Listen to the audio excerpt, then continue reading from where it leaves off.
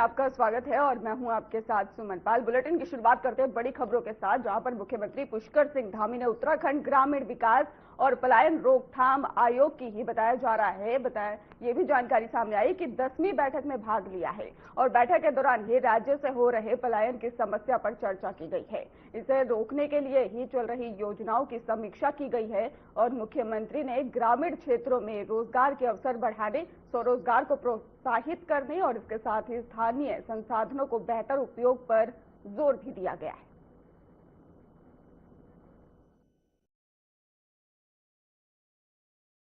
क्योंकि आशीष, सीएम धामी ने बैठक की है और पलायन रोकथाम पर मंथन भी हुआ है।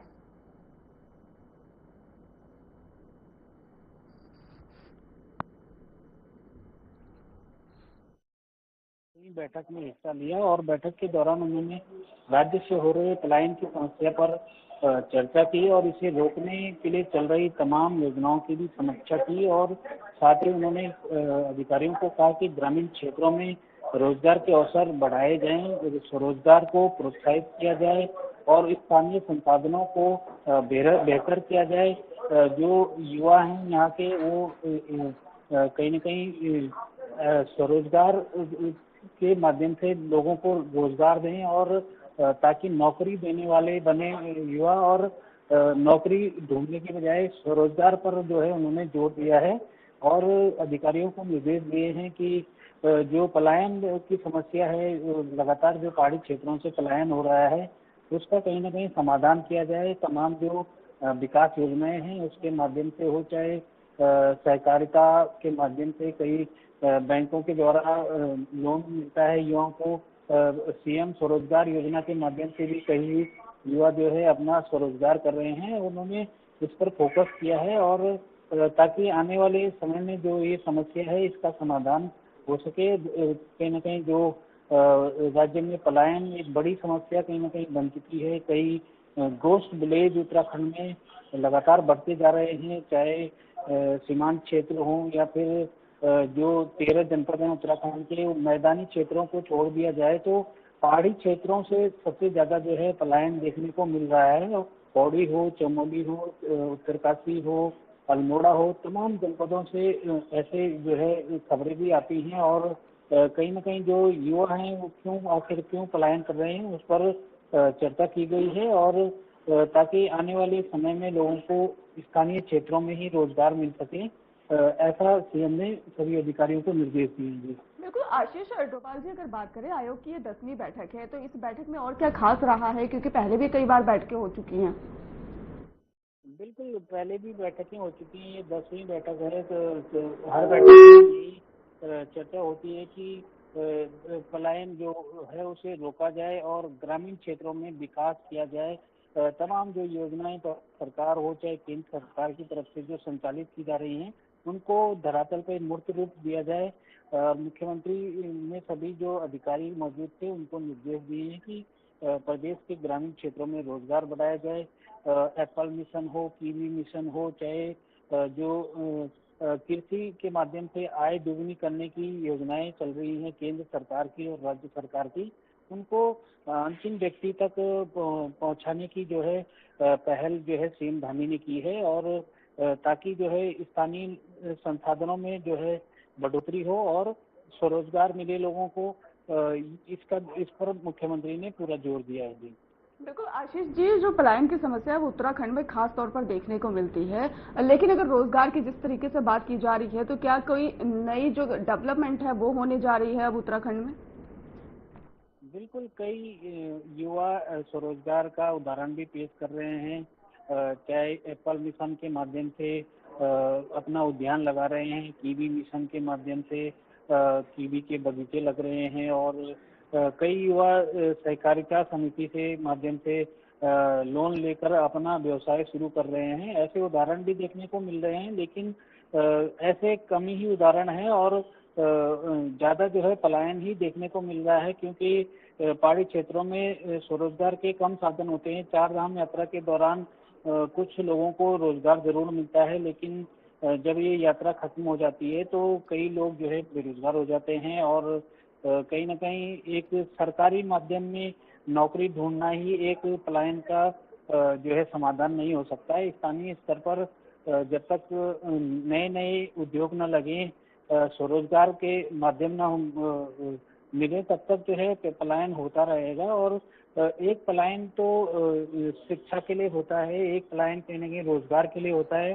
तो अगर रोजगार स्थानीय स्तर पर मिल जाए, शिक्षा की व्यवस्था स्थानीय स्तर पर हो, तो कम से कम जो है लोग अपने क्षेत्र से पलायन करेंगे और अपने ही क्षेत्र में कोई न कोई उद्योग करें या फिर अपना बिजनेस करें या फिर कोई जो है अपना प्रोडक्ट बनाता है, कोई अपना जो है स्वरोजगार करता है। तो इस पर कहीं न कहीं जोर देने की मुख्यमंत्री पुष्कर सिंह धामी ने बात की है। जी बिल्कुल आशीष जी, उत्तराखंड सरकार लगातार प्रयास कर रही है कि उत्तराखंड में जो पलायन की समस्याएं आ रही हैं उसको रोकने का जो प्रयास है वो लगातार उनके जरिए जारी है। फिलहाल आपका बहुत बहुत धन्यवाद हमारे साथ जुड़ने के लिए और अहम जानकारी देने के लिए।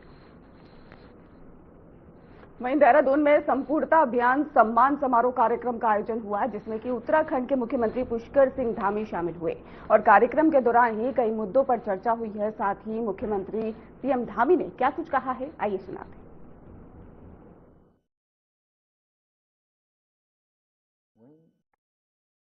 मोरी और चालदी विकास खंडों ने भी विभिन्न सूचकांकों में उल्लेखनीय उपलब्धियां प्राप्त करके हमारे प्रदेश का नाम पूरे देश में ऊंचा किया है।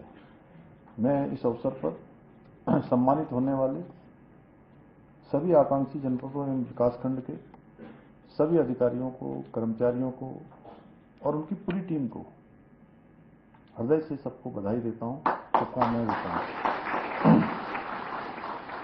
भाइयों बहनों, आदरणीय प्रधानमंत्री श्री नरेंद्र मोदी जी के दूरदर्शी एवं कुशल नेतृत्व में सबका साथ, सबका विकास, सबका विश्वास और सबका प्रयास के मंत्र के साथ आज देश के समग्र विकास के लिए निरंतर प्रभावी कदम लगातार उठाए जा रहे हैं। अनेक ऐतिहासिक निर्णय देश के अंदर लिए जा रहे हैं और इसी क्रम में आदरणीय प्रधानमंत्री जी ने वर्ष 2018 में आकांक्षी जनपद जिला कार्यक्रम, आकांक्षी विकासखंड कार्यक्रम की शुरुआत 2023 में और 2018 में आकांक्षी जनपद की गई थी, जिनके अंतर्गत देश भर में 112 जिलों और 500 विकासखंडों को विकास की मुख्य धारा से जोड़ने के लिए वृहद स्तर पर देश के अंदर प्रयास किए जा रहे हैं। अनेक कार्यक्रम चलाए जा रहे हैं, जिसके अंतर्गत स्वास्थ्य, शिक्षा, इंफ्रास्ट्रक्चर, पोषण, कृषि, सामाजिक विकास और वित्तीय समावेशन जैसे महत्वपूर्ण क्षेत्रों में सुधार अभूतपूर्व से किए जा रहे हैं।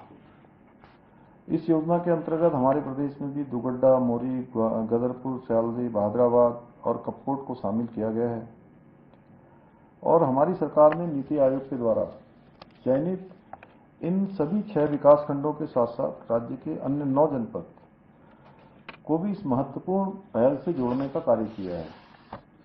और ये गर्व का विषय है कि नीति आयोग द्वारा जारी आकांक्षी जनपदों की रैंकिंग में हमारे हरिद्वार जनपद को वर्ष 2022 में देश में सर्वश्रेष्ठ स्थान प्राप्त हुआ। वहीं विकासखंडों की श्रेणी में बागेश्वर के कपकोट को देश में 40वीं रैंकिंग प्राप्त हुई। भाइयों बहनों, आदरणीय प्रधानमंत्री श्री नरेंद्र मोदी जी के नेतृत्व और मार्गदर्शन में हमारी सरकार भी सरलीकरण, समाधान, निस्तारण और संतुष्टि के मंत्र के साथ राज्य के विकास और समृद्धि के लिए निरंतर प्रयास भी कर रही है, निरंतर कार्य भी कर रही है। अनेक नवाचारों को भी हम अपना रहे हैं और व्यवहारिक रूप से जो दृष्टिकोण हमारी नीतियों में होना चाहिए, कार्यक्रमों में होना चाहिए, उन सभी को अपने कामों में भी लाया जा रहा है। जहां एक और शिक्षा, स्वास्थ्य, सड़क, खेल, पेयजल और हवाई कनेक्टिविटी जैसे सभी प्रमुख क्षेत्रों में इंफ्रास्ट्रक्चर को मजबूत करने के लिए लगातार प्रयास किया जा रहा है। वहीं local for vocal, make in India, startup India जैसी पहलों के माध्यम से विकसित भारत और विकसित उत्तराखंड के स्वप्न को साकार करने की दिशा में भी निरंतर कार्य किया जा रहा है।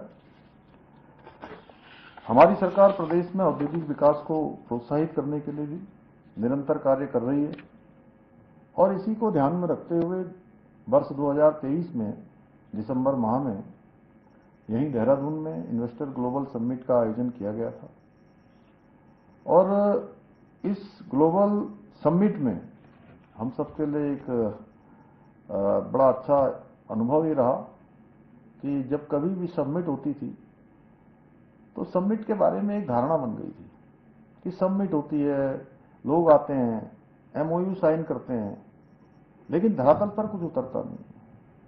जब हम समिट कर रहे थे तो हमको, मैंने माननीय राज्यपाल महोदय से उनका परामर्श लेने के लिए मैं उनके पास गया था, तो उन्होंने कहा कि आपकी क्या अपेक्षा है। तो मैंने उनको कहा कि हम सोच रहे हैं कि 2-2.5 लाख करोड़ रुपए का एमओयू हो जाएगा। तो मेरा भी पहला अनुभव था, आप सबको तो पता है, जब मैं मुख्यमंत्री के रूप में इस जिम्मेदारी पर आया तो बहुत अनुभव नहीं था मेरे पास। कभी गणेश जोशी जी की तरह मंत्रिपरिषद में भी नहीं रहा था मैं। तो मैंने ऐसे ही कहा उनसे, मैंने कहा 2-2.5 लाख करोड़ का हो जाएगा जी, तो बहुत हो जाएगा। तो उन्होंने भी कहा कि हाँ 2-2.5 लाख करोड़ हो जाए तो अच्छा है, बहुत अच्छा रहेगा। उसके बाद हमने प्रत्येक बड़े शहर में देश के और दुनिया के भी कुछ शहरों में, और मुझे पहली बार लंदन भी जाने का अवसर मिला, पहली बार ही दुबई भी गया, पहली बार मैं अबू धाबी भी गया। बहुत सारे ऐसे स्थान हैं जिसमें मैं पहली बार गया, और ये मेरे साथ बड़ा संजोग भी है कि सब पहली बार ही होता है।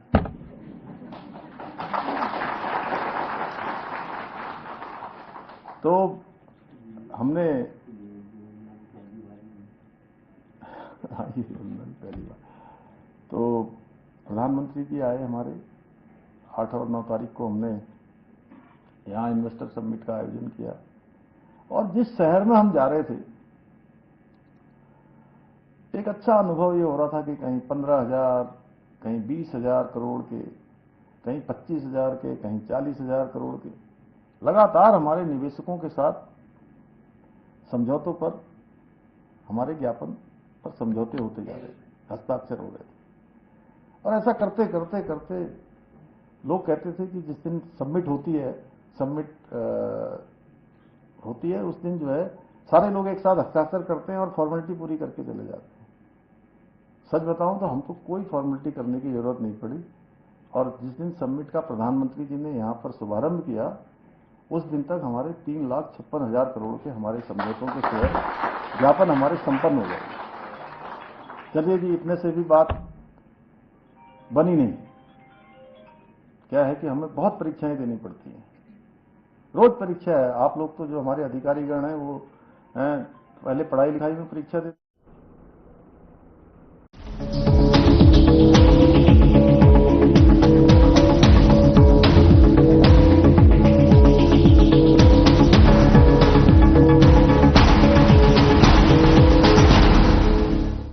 क्या आप जिम जाते हैं, कसरत करते हैं, फिर भी आपकी सेहत नहीं बनती?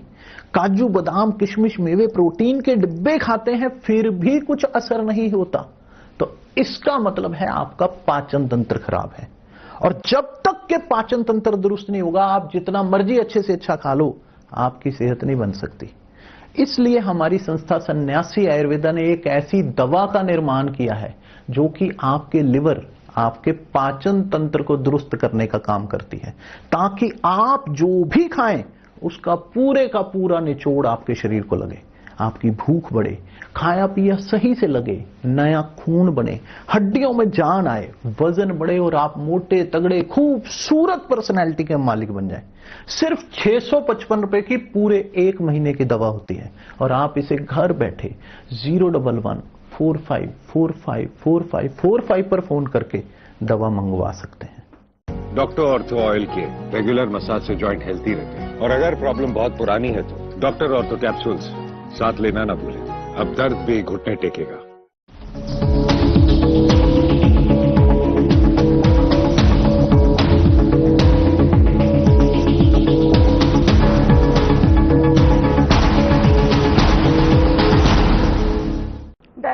खबर सामने आ रही है, जहां पर कई जिलों में कोहरे का येलो अलर्ट जारी है और इसके साथ ही देहरादून, हरिद्वार, उधम सिंह नगर में अलर्ट जारी कर दिया गया है। नैनीताल, चंपावत और पौड़ी में भी येलो अलर्ट जारी किया गया है। तो पर्वतीय क्षेत्रों में बारिश और बर्फबारी का येलो अलर्ट जारी कर दिया गया है। उत्तराखंड में मौसम ने करवट ले ली है। देहरादून समेत राज्य के कई जिलों में घने कोहरे को देखते हुए मौसम विभाग ने येलो अलर्ट जारी किया है। सुबह और देर रात के समय विजिबिलिटी कम रहने की आशंका जताई गई है और जिससे सड़क और रेल यातायात प्रभावित हो सकता है। तो प्रशासन ने वाहन चालकों को सावधानी बरतने की भी, जरूरी होने पर यात्रा न करने की भी सलाह लगातार दी जा रही है। तो आपको बता दें, मौसम विभाग का येलो अलर्ट जारी कर दिया गया है। देहरादून में भारी बारिश का येलो अलर्ट है। और इसी खबर पर हमारे साथ आशीष डोभाल हमारे साथ जुड़ चुके हैं। आशीष, देहरादून में येलो अलर्ट जारी कर दिया गया है, किस तरीके से प्रशासन जो है लगातार लोगों को सलाह देते नजर आ रहे हैं?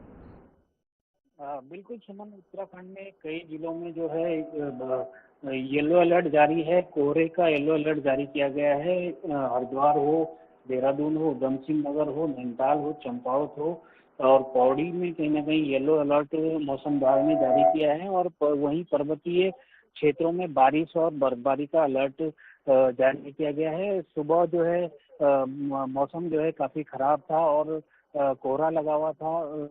कहीं ना कहीं धूप भी बहुत बड़ी मुश्किल से अब जाकर निकली है और अभी फिलहाल जो है कहीं कहीं बादल छाए हुए हैं देहरादून में और कहीं कहीं हल्की धूप आ रही है और सुबह और रात को कहीं ना कहीं जो तापमान है उसमें काफी गिरावट देखने को मिल रही है और जो प्रदूषण का एक स्तर है वो भी काफी जो है बढ़ चुका है। कहीं ना कहीं देहरादून भी जो है दिल्ली और जो एनसीआर के शहरों की तरह प्रदूषित शहरों की श्रेणी में एक तरह से आने वाला है और मौसम की जो ये बेरुखी है वो इससे बढ़ाती जा रही है और जो कहीं न कहीं हार्ट के पेशेंट हैं और तमाम जो बीमारियों के जो मरीज हैं उनके लिए कहीं न कहीं इससे खतरा जो है बताया जा रहा है और जो विशेषज्ञ डॉक्टर हैं वो सलाह दे रहे हैं कि कम से कम जो है घर से बाहर निकलें और जो पहाड़ी क्षेत्र हैं वहाँ पर कहीं न कहीं एक तरह से जो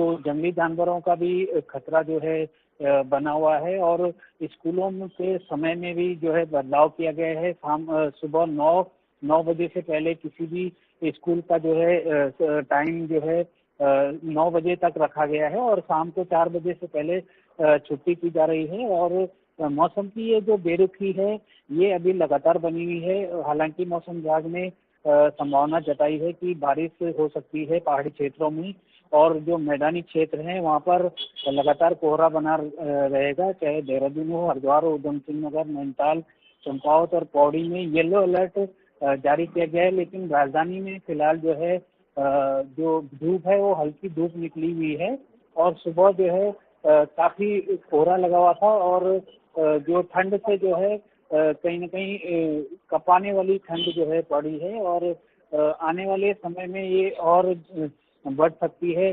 जब तक बारिश ना हो तब तक इसमें कोई सुधार आने वाले समय में देखने को नहीं मिल रहा है। जी बिल्कुल आशीष, घने कोहरे की वजह से कई बार हमें ये देखने को मिल रहा है वाहनों की जो दुर्घटनाएं हैं वो लगातार खबरें सामने आ रही हैं। उसकी रोकथाम के लिए फिलहाल कोई अभी उपाय किया जा रहा है? लाइटों का इस्तेमाल किया जा रहा है या फिर लोगों से अपील की जा रही है कि किस तरीके से वाहन जो है धीमी गति से चलाया जाए? बिल्कुल सुमन, कल एक दिन पहले ही ऋषिकेश में एक बड़ा हादसा हुआ था। कोहरे के कारण जो है एक कार का एक्सीडेंट हुआ है। लगातार वाहनों के जो दुर्घटनाएं हैं वो कोहरे के कारण हो रही है। तो जो प्रशासन है, चाहे ट्रैफिक हो चाहे परिवहन विभाग हो, वो सलाह दे रहा है वाहन चालकों को कि वो फॉग लाइट का इस्तेमाल करें और अनावश्यक यात्रा से बचने की जो है सलाह दी जा रही है। जी बिल्कुल आशीष, अगर रेन बसेरों की बात करें तो वहां पर भी कुछ लोग जो हैं वो रहने को मजबूर हैं और इसके साथ ही जो सड़कों पर भी लोग रह रहे हैं उनके लिए अलाव की व्यवस्था अलग से की जा रही है। बिल्कुल सुमन, जो नगर निगम क्षेत्र हैं, चाहे वो नगर पालिका है, नगर पंचायत है, नगर निगम है, उसमें अलाव की व्यवस्था की गई है और जो रैन बसेरे में हैं, जो बेसहारा लोग हैं उनके लिए रुकने की व्यवस्था की जा रही है। तो कई जो नगर निगम के माध्यम से ये सभी व्यवस्थाएं जो है की जा रही हैं, ताकि लोगों को कम से कम दिक्कत हो और ठंड से किसी की जान न जाए, इसकी जो है व्यवस्था जो है सरकार की तरफ से की जा रही है। जी आशीष, फिलहाल आपका बहुत बहुत धन्यवाद हमारे साथ जुड़ने के लिए और अहम जानकारी देने के लिए। वहीं देहरादून में आईएसबीटी के निकट ही शिमला बाईपास पर उस समय अफरा तफरी मच गई जब एक चलती बस में अचानक आग लग गई और देखते ही देखते बस से धुआं और आग की लपटें उठने लगी। गनीमत रही कि समय रहते ही सभी यात्रियों को सुरक्षित बाहर निकाल लिया गया, जिससे कि किसी भी तरह की जान माल की कोई हानि नहीं हुई है। और घटना की सूचना मिलते ही फायर ब्रिगेड की टीम मौके पर पहुंची और इसके साथ ही कड़ी मशक्कत के बाद आग पर काबू पाया गया। वहीं स्थानीय पुलिस भी तुरंत ही की घटनास्थल पर पहुंची और स्थिति को नियंत्रित किया और आग लगने के कारण का फिलहाल पता नहीं चल पाया है। और आपको ये भी जानकारी दे दें कि पुलिस और दमकल विभाग मामले की जांच में जुटे हुए हैं।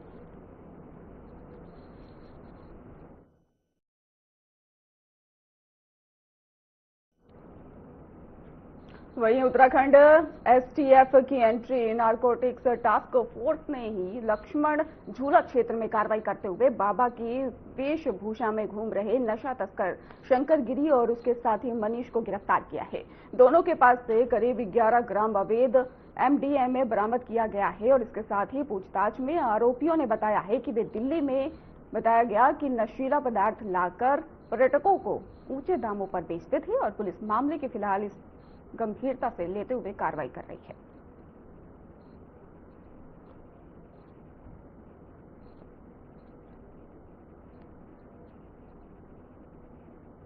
नैनीताल से खबर है, जहां पर हाई कोर्ट के नए सीजी का ही नाम आया सामने और इसके साथ ही जस्टिस मनोज कुमार गुप्ता होंगे नए सीजे। तो आपको बताते चले कि सुप्रीम कोर्ट कॉलेजियम ने नियुक्ति की संस्कृति और इसके साथ ही अभी इलाहाबाद हाईकोर्ट में जज है justice Gupta. Justice G Narendra की जगह लेंगे जस्टिस गुप्ता।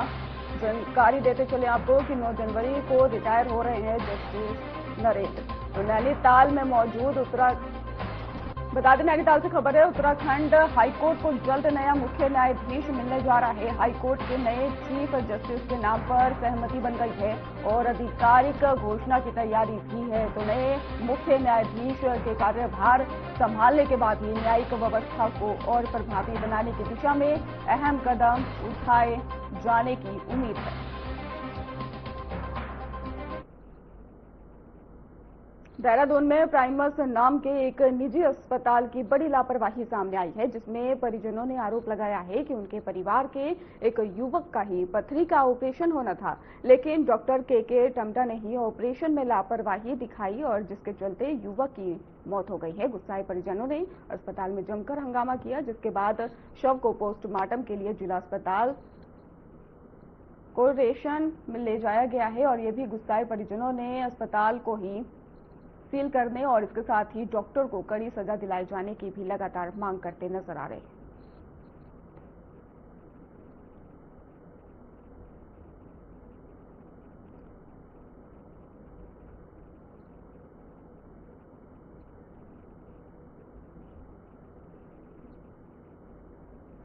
पौष अमावस्या के अवसर पर ही साल के आखिरी स्नान पर्व को लेकर धर्मनगरी हरिद्वार में श्रद्धालुओं की भारी भीड़ देखने को मिल रही है और हर की पौड़ी सहित सभी प्रमुख घाटों पर तड़के सुबह से गंगा स्नान और दीपदान और पूजा पाठ का सिलसिला जारी है। आस्था के इस पर्व को देखते हुए प्रशासन ने सुरक्षा और यातायात के भी पुख्ता इंतजाम किए।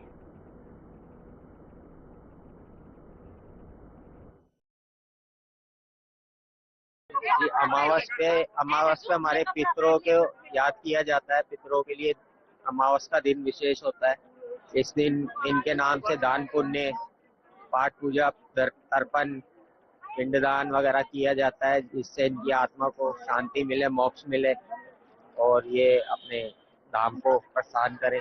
जैसा कि आप सभी जानते हैं, समस्त सनातन धर्मावलंबियों जानते हैं कि आज अमावस्या की तिथि है और आज अमावस्या विशेषकर अपने पितरों की मुक्ति के लिए, पितरों को उद्धार करने के लिए आज अमावस्या के दिन प्रातः काल से ही लोग गंगा जी का स्नान कर रहे हैं स्नान करने के बाद जो भी श्रद्धालु जानते हैं वह आज अपने पितरों की मुक्ति के लिए, मोक्ष के लिए श्री गंगा जी के तट पे तर्पण, पूजन, पिंडदान, श्राद्ध कर्म करके अपने पितरों का आशीर्वाद प्राप्त कर रहे हैं।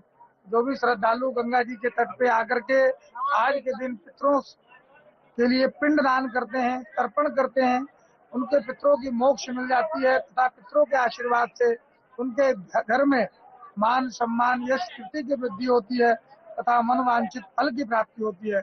ऐसा लोगों में श्रद्धा, आस्था, विश्वास है। इसलिए आज के दिन पिंडदान पूजा, श्राद्ध कर्म पूजा करने से मनवांछित फल की प्राप्ति होती है। फिलहाल खास बुलेटिन में बस इतना ही। आगे की खबरों के लिए आप देखते रहिए हमारे चैनल। धन्यवाद।